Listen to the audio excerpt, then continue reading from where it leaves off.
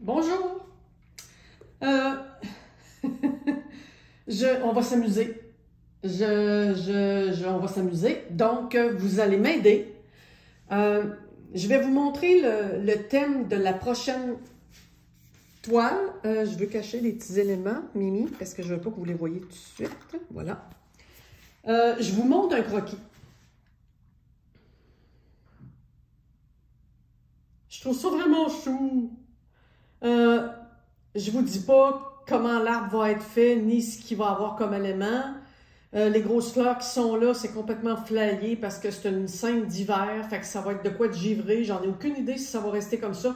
C'est un croquis. Mais une chose est certaine, je démarre avec la merveilleuse lune qui devient le thème central. Alors, la mère qui veille, la bienveillance. Elle est énorme. Elle est énorme. On est au pays de la mère qui veille. On est vraiment au pays où tout le monde se sent supporté, aimé.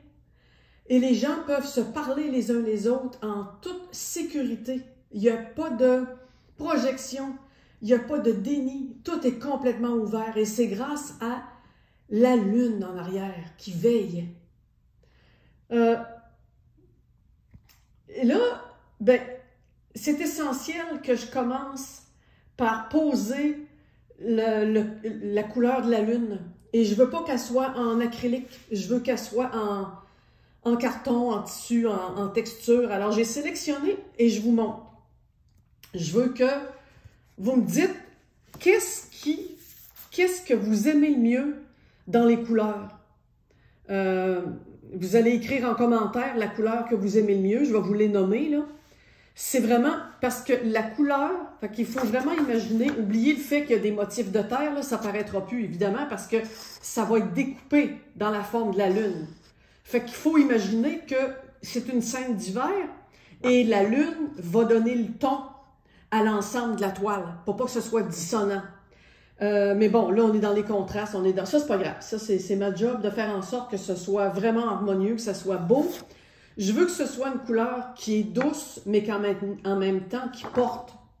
Fait qu'on n'est pas dans le fluo, dans le gros jaune pétant. Je veux pas que ça soit un soleil. Je veux vraiment qu'on soit en pleine nuit, que c'est la lune. Fait qu'on a un jaune comme ça, tendre. On a un... Là, c'est sûr que ça dépend de votre ordi aussi, votre éclairage et blabla. On a quelque chose qui est verdâtre comme ça. Qui peut être intéressant aussi à travailler avec les bleus nuits, ces couleurs-là. J'ai ici, c'est tellement bizarre parce que c'est un bloc de carton qui imite des surfaces. Alors là, on est dans le marbre. Mais que ça ressemble à une lune. Ça ressemble, on dirait une vraie lune. La lune a des cratères, hein. Puis c'est plein de petites dorures, puis de dorures, puis d'argenté là-dedans. Mais chaque carton, chaque matériel a vraiment sa texture. Celui-là, c'est vraiment spécial. Ça pourrait être vraiment flyé. C'est des fleurs dorées dedans, mais imaginez si ça prend la forme de la lune, puis là, on part avec ces teintes-là pour la mer qui veille. C'est vraiment beau aussi.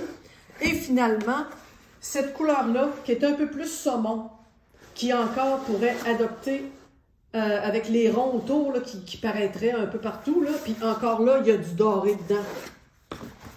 Fait qu'elle est dans le plus saumon. Alors, c'est soit rose fleuri, c'est vraiment un petit rose tendre.